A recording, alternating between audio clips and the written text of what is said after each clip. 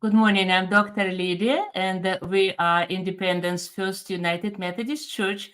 As always, we get together on Monday morning at 7:45 a.m., and you can watch us and join us later as much as it is comfortable for you. So don't hurry. You can always catch up. But if you are here, let us know. I welcome you, and we will, as I promised, always talk about what we discussed on Sunday morning, because we always end up with lots of questions about the message of God. And our text was yesterday from Philippians chapter 3, verses 10 through 13. And as you remember, we talked about leaving things behind, pressing on. And I have a question to you today. Usually, when things get bad in your life, we hear from friends and family members and advice like, lie low, don't do too much. And so, how come that Apostle Paul says something quite opposite? He says, press on through all these difficulties and hardship and tribulations and trials. It's a kind of illogical, some people will say, but is it? So let's consider working on this together today. And again, I hope you got your cup of coffee, and I hope you are enjoying it. And please, in your comments, let us know how is your morning. And I have quite a few comments here. We have from Carrie Baker. Hi, I know Carrie is not feeling well, so I hope you're feeling better today. Then we have Donna. Donna, oh, you're quite a musician. Good morning, Donna. So looking forward to hear more of your beautiful jazzy stuff. And Karen, good morning, Karen. Good to have you today. What a wonderful online community. And Scott Kittle, Philippians, he says, is such a wonderful book. And yes, we discuss it in the kitchen always. This is a wonderful book, and it teaches us a lot. And especially since we are not guests in the world of difficulties. We all went through so much, and I know many of you lost your husbands, lost your loved ones, friends. And the COVID time was not an easy time for all of us. And now we hear about the war in Israel. We hear about earthquakes. We hear about all these things that are going and happening in the world. I invited today a wonderful person from our church, Sue Shineman. Hi, Sue. Good Yes, morning. yes, good morning. So good to have you. I Thank thought, you. yes, so good to have you here with us in the studio. And it is a wonderful way to discuss and share. I never like to be just alone on the screen, and because I don't possess all the wisdom, I always try to hear what other people say. And so, so how is your morning, first of all? It just got started not very long ago. So It is. unfortunately, I guess I needed more sleep and I overslept a little bit. I hope I did not ruin your morning by asking you to be our guest today. No, But no, isn't it no. a joy? I'm asking all our people from the church and people from the community and from our online friends. Isn't it wonderful to have guests in our studio? So if you have a story or you want to join us, please let us know. And soon we will send you a link that you could actually be here on the screen with us. So this is an idea for this podcast, to develop an online community that we can share our faith and also share our experience with God. So, Sue, what do you think about this message that we've heard yesterday based on Philippians? Why is it so strange that when it is difficult and many things happen, and we just hear from people that lay low, keep your energy, secure yourself, just wait for the hardship to pass, and then you come back. And Apostle Paul says something opposite, radical, press on. Why is that?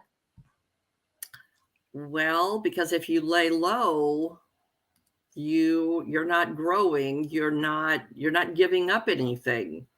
You're hanging on to everything that has been troubling you, or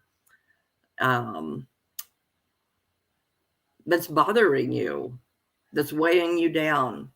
And if you don't keep moving forward, even carrying the load, then it's very difficult. And it's so much easier if you can share the load with friends, with church family. That makes a big difference. It is so true. It is so true. But we all people have different habits and different personalities. And some of us are very reserved, and we try to hide in our shells. And but at the same time, this is a good example. Like I just saw a message from Walter that Richard was in the hospital for 2 days. He was first night in the ER, and second night, of course, last night he spent in the room. But it's a good message from Walter. They are leaving the hospital or live in the hospital. So I need to find out. So I hope they're doing well. Richard looked better yesterday, and they both watched the game in the hospital room. But so they were very appreciative of Pastor Ross visiting them. So this is a good, if it is that they are leaving the hospital, then our prayers had been answered. But you see, this is how it is. People respond differently. And some people go to the hospital and they would not tell us. And that's why I think you're right. When we are a community of believers, it helps for us when we pray for each other. We know that. And so then, and that's what we have. Debbie says, you're absolutely right, Sue. Yes, thank you. Thank you so much. And so let's review. What did we discuss yesterday? First of all, one word was yesterday, when do not look back in the text. Forget the past. Verse 13. And easy to say, right? Very easy to say. Because all these thoughts, they're just hunting us, and they just those kind of ghosts in our life. We try to close them in the closets of our memory. We try to suppress them with maybe some thoughts and maybe even some sweets. But oh no, they just kind of find a way to get on the surface, don't you think? Yes, they do. Yes, they do. But so why is that, and what should we do when it happens? So first of all, forget the past does not mean to forget it. Really forget it. We can't, can we? No, because if our memories, and why? Tell me why. Why can't we forget the past? Why can't we? We're human. Yes, we are humans. Also, go ahead. I think you can forgive people, you can forgive situations, you can block them out for a little bit, but they're always there in our unconscious. Yes. Our unconscious mind, and our experiences are with us for the rest of our life, unfortunately, for some of them. But the good memories, the good feelings, the good relationships should be the ones that are the little shiny rhinestones and not the pebbles that we put in the bowls yesterday. Absolutely true. And we shouldn't. You see, Paul does not talk about forgetting. The word that we have on the screen, forget the past, in Greek actually means do not dwell.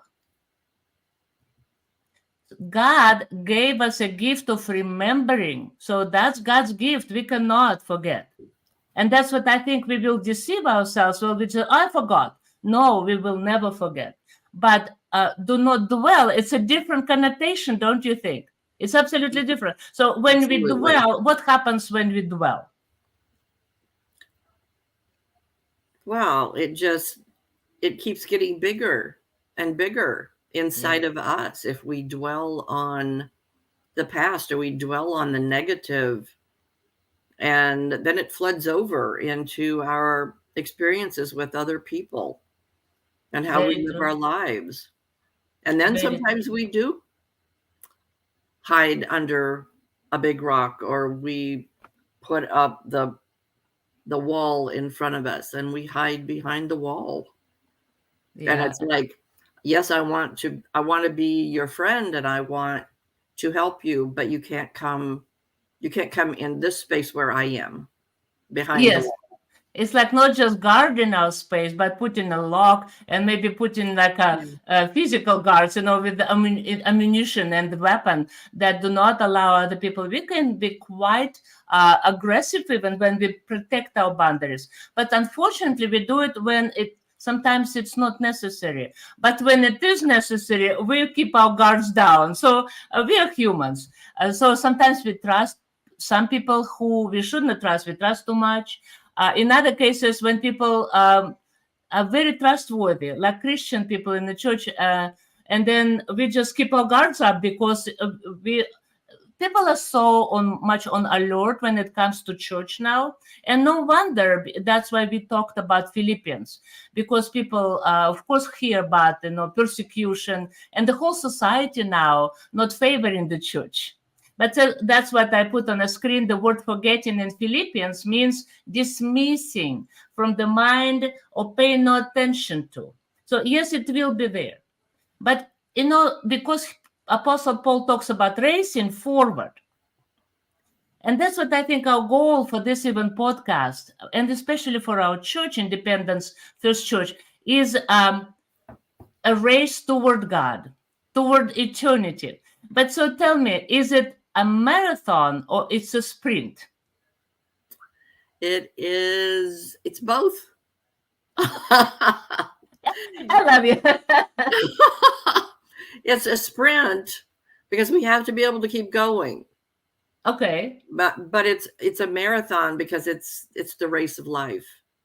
True. And that's what Paul said. You're right, because it's both. Because if you're not focused, because sprint requires a focus, then all these thoughts come to mind. So in a way, it's a marathon, but that maybe we can break into a short segments of sprint, right? Yes. And Yes. in this case, we can preserve our breath and energy and stamina, right? But at the same time, we have a long goal toward heaven, toward God. And then, but if you put all efforts into a short run, like a sprint, we just get out of breath. And yes, we can forget about unpleasant stuff in life if it's for a short time. But what if it takes the whole life to run? Then all this stuff comes to mind, right? But that's what Apostle Paul teaches. Since our goal is so high, we need to develop that maturity in us that teaches us how to still have that focus, how not to dwell in the past, but always remember that, yes, it is a higher goal in our life, and it requires some discipline, right? Lots of discipline. Yes. But so let's for a second see our comments. We have lots of people today watching. So Joanne Cooley says, thank you for helping me throw away some of my rocks. By the way, is coffee a popular Russian drink? Well, yes, coffee is a very popular Russian drink, though sometimes I remember when we did not have coffee and you could not buy it. So that was quite a challenge for people who love coffee. But yes, we were throwing away some of our rocks because our rocks are so heavy on our souls. So why did we do it yesterday, Sue? What was the message about that?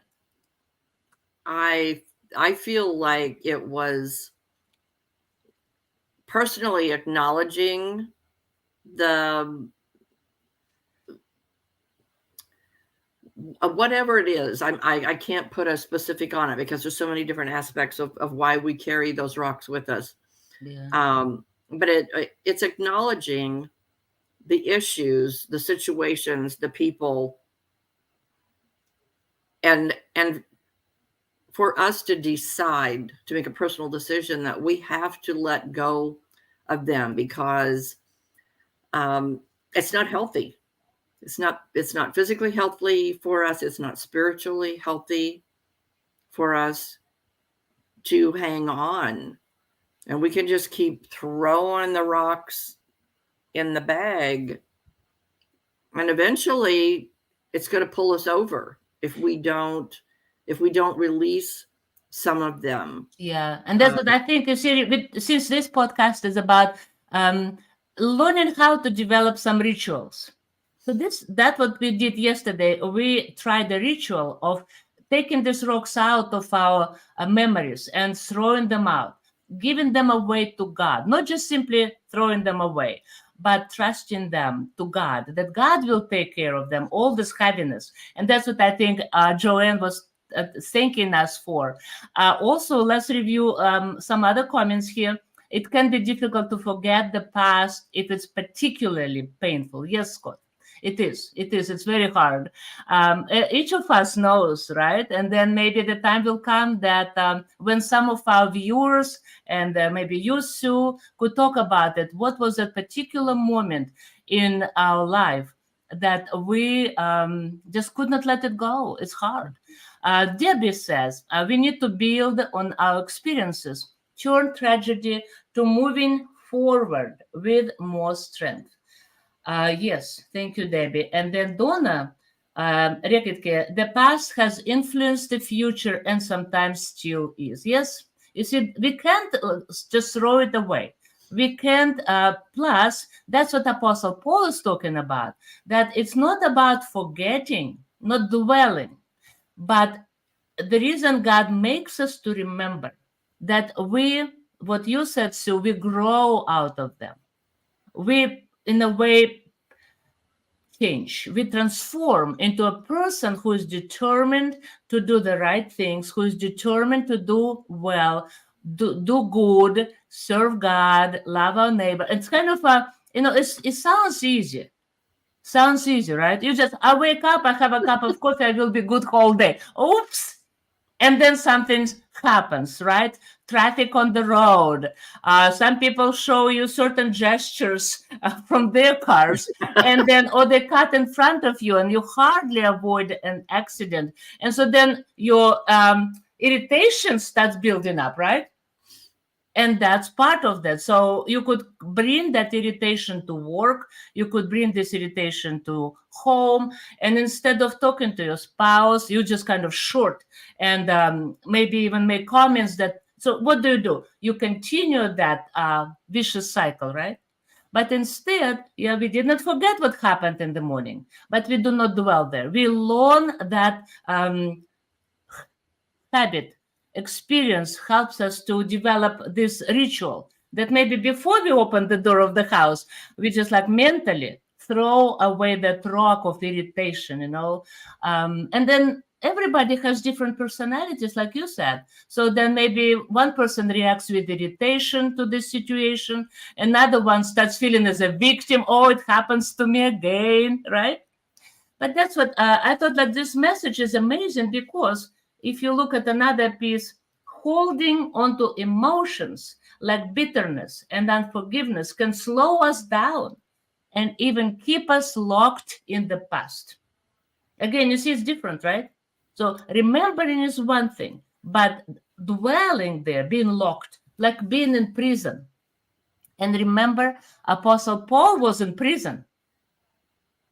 And that's why he wanted not to look back. He did not want to dwell on persecution, on hurt. He wanted to continue doing the ministry, bringing the word of God to people.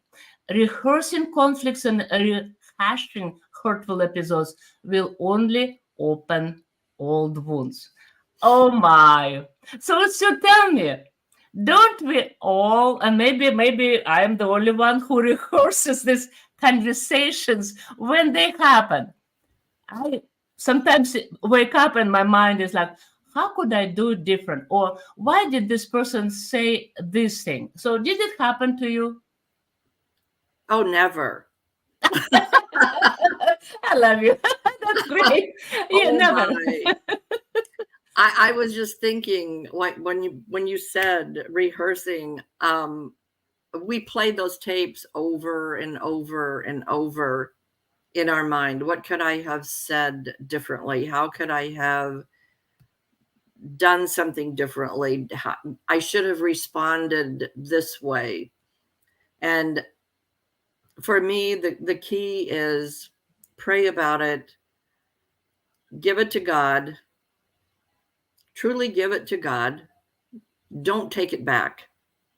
I have a hard time not taking it back and trying to fix it. And I think that is part of the learning process. And I don't think I'm alone in that, you know, we try to just say, God, you take this. And okay, good. It's off my plate now and I don't have to deal with it. Right. But Exactly. Right. that we Right. are human and it's in our unconscious. And Oh, absolutely. And it's okay. That's how God created us. So that's what our whole podcast, Monday, Coffee Hour Blessings, is about self-compassion. So we start with yes, I do understand the Apostle Paul, easy for him to say, right? Yes, press on, forget the past. But at least we hear today that he did not mean forget it. He meant do not dwell in there, right? Then also that we just understand that dismissing the bad negative thoughts. One day I will share with you about the yellow monkey philosophy that I have. Because honestly, shortly, if I tell you do not think about yellow monkey now, trust me, whole day you will be thinking, what did she mean? What is that yellow monkey? Do they even exist? Am I right? So yeah, that's what happens if we artificially try to suppress negativity. And what people told us, it will just start going up on the surface and become uglier. They will become stronger and they will hunt us. No, that's not why we're here. We're here to learn how to use those rituals. Remember, we talked about this little box with the little angels. And so some people can whisper their thoughts, whatever physical, tangible ritual they develop, you develop, and that works for you. Do that because that's what we are here for. And also, please share with us any ritual that you have that works for you. The reason I'm so curious about this importance of pressing on through difficulties, but not dwelling, not forgetting, but not dwelling in the negativity and everything that keeps a hold of us. So, James, in the letter of James, we hear when he talks about also pressing toward the goal, right? Consider it pure joy, my brothers and sisters, whenever you face trials of many kinds, because you know that the testing of your faith produces perseverance. Let perseverance finish its work so that you may be mature and complete, not lacking anything. See, that's what it is. So if we develop what I call perseverance, also, it's a very similar to resilience. You know, it's like yes, we will be hurt again. We will be hurt today, but we cannot bend because Christ calls us forward. We cannot bend and get crushed because we have so much love that is in us. We can't allow other people to kill that. Am I right? yes. And I also think that if we if we see someone who is hurting, someone that is in a difficult situation, and maybe we've been there or we've known somebody else that has been there, if we can be there for the person, be there in that situation with them and help them understand it's okay, their pain and their struggling is okay, because we came through on the other side of that pain and struggling because we were able to turn that over to God. Yes. And through prayer we can become stronger and we can help other people. Absolutely. And it's interesting that you said that. Sometimes helping others when we are in pain, suddenly I don't know. Tell me, how does it work? But either it makes us see that our situation is not as bad, or simply helping. This is how God works. Helping others suddenly makes us not to dwell in that pain, right? We get sort of distracted in the moment, helping others and having that compassion. And then Yeah. suddenly it's like, "Oh, I feel better. I can breathe now." So let's review a few comments at this time. Debbie said, I struggle with giving it to God, but in the next breath, I have collected that stone again. Okay, let's talk about it. That's an excellent comment, Debbie. Thank you. Yesterday, remember I said one phrase, and it was on the passing, when I said, when you ask God for forgiveness, do not ask again, because in a way, it's sin. And I had to learn it the hard way, because I was asking God to forgive me and forgive me. And every time the same phrasing. And if you even ask me now what it was for, I mean, now many years later, I could say that. I felt so bad that I left my church in Russia that I started without ever having a chance. And don't let me cry. You see, even now, 30 years later, to say goodbye to those precious elderly women who are gone now. I never had a chance. And I asked God, forgive me, forgive me. And suddenly, my spiritual director, a person who was my mentor, he says, you can't, first of all, he says, you cannot ask God to forgive you for the same thing. God gave you forgiveness. And in a way, you show your distress, like, oh, please forgive me for, and you phrase the same thing. No, you said that once you are forgiven. And the reason it got my attention yesterday, that one of our church members got it. And after the sermon, she came to me and she says, Pastor Lydia, thank you. I lived with this heavy feeling that I am not forgiven, and today I'm free. I realized I don't have to ask again. I am forgiven. But what I want to conclude this particular piece with, my spiritual director told me once, and it just stuck in my head. You cannot feel guilty for things you have no control over. It just opened my mind, because I didn't have any control. It happened not because I wanted to leave Russia. I would never leave Russia. I would never leave my people, but I was pulled out. It was absolutely not my decision. But you see, we people of conscience, and we just always take responsibility upon ourselves. And I'm sure you still have probably moments like that too. But you see, that's how we add the stones, and we cannot forgive ourselves. We think we're in complete control of our lives, but we certainly are not. We can. The outside influences are very, very strong. Absolutely. In some cases, in some things, yes, we can. But and we can go on and on with that. So many illustrations, especially when it happens to women. And I know how passionate you are, and I'm just looking so much forward to hear everything you experience and what you stand for. But for women, for us, it's very hard to be in control in this life, because society is still based on power and control, and it's hard. But that's what it's especially in situations like that. All we can do is not to dwell, but not to forget. Inspire others to develop that strength within us, endurance, perseverance, and also resilience. I love the word resilience, because you see, like, you bend, but you do not get broken, you stand up. Again, life bends you down, you do not break, you stand up. And that's what I think the whole meaning of our podcast is, to give you that strength for the coming week. That you do not, yes, life is not easy, and life is not fair, and we are not, sometimes in many cases, are not in control. But so now let's repeat. What do we do this week? We drink coffee, right?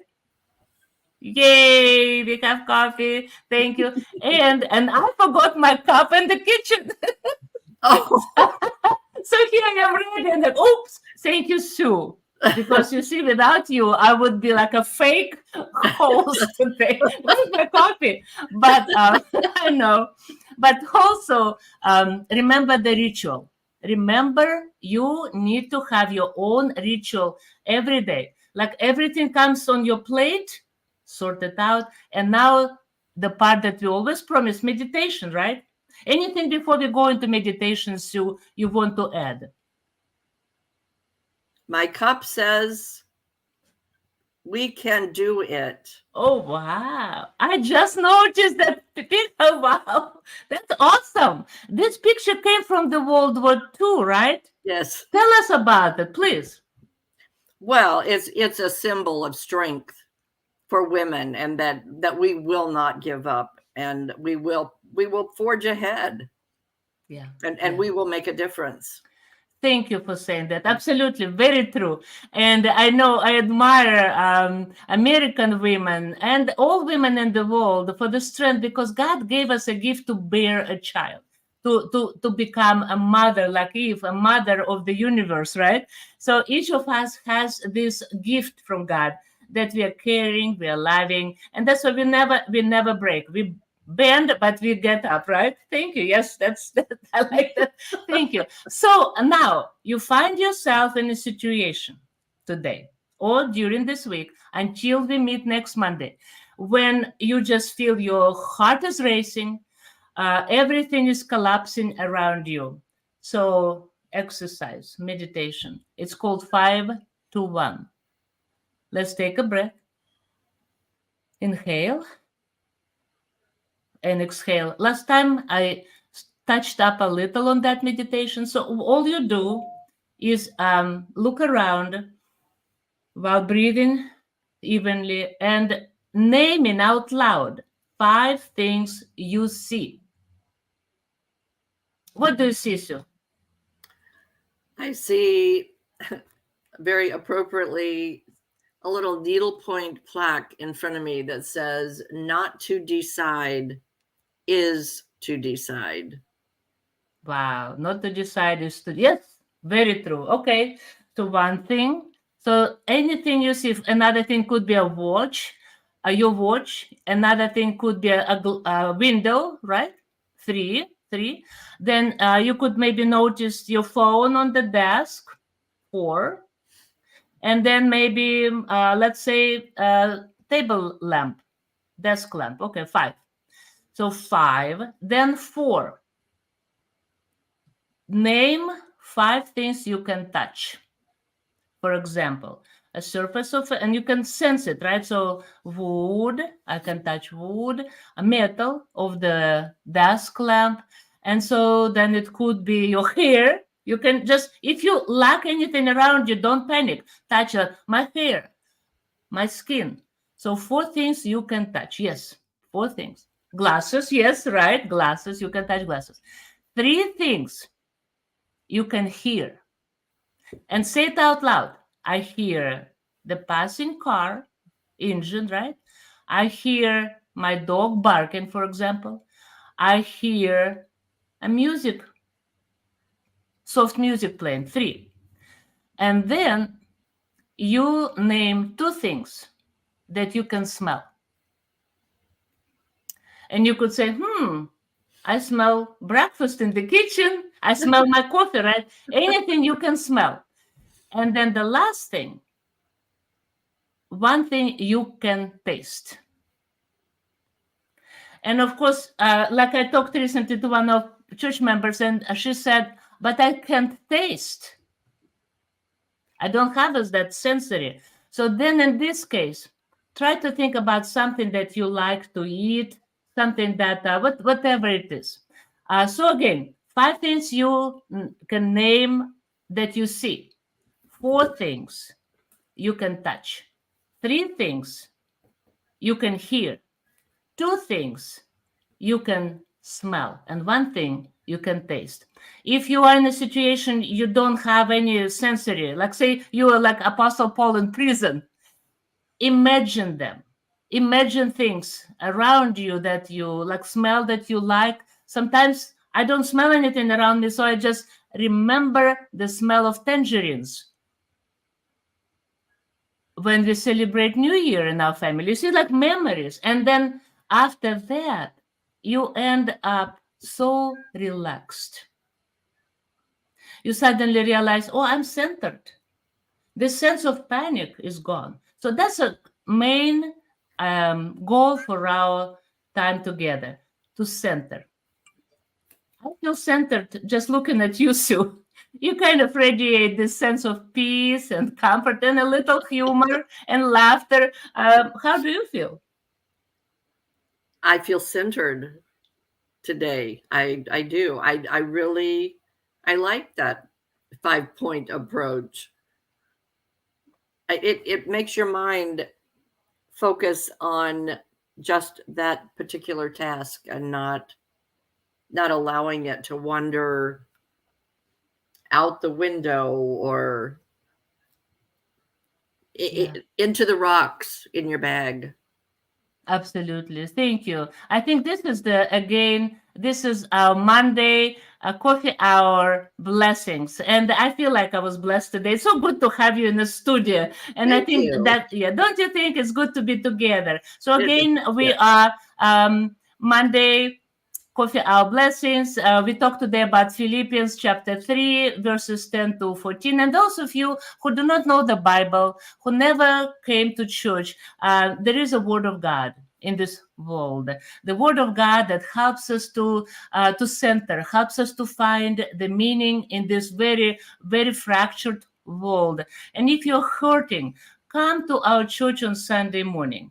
We have Sunday school classes, and you might never heard even the word like Sunday school class. Nothing scary. It's simply a group of people who get together to share, to pray, to hear the word of God, and then stay with us for our worship service. It starts at 10:15, or just come for that hour. And then if you live away, not in Independence, Missouri, watch us online. We now stream our worship service, and I think this Sunday we will stream it with a different equipment. We're still adjusting, and the quality will be so much better, and the sound. So please join us. And again, I'm Dr. Lydia, and this is my co-host, Sue Schneeman. Good to have you, Sue. Thank God you. bless you, and have a wonderful, wonderful day.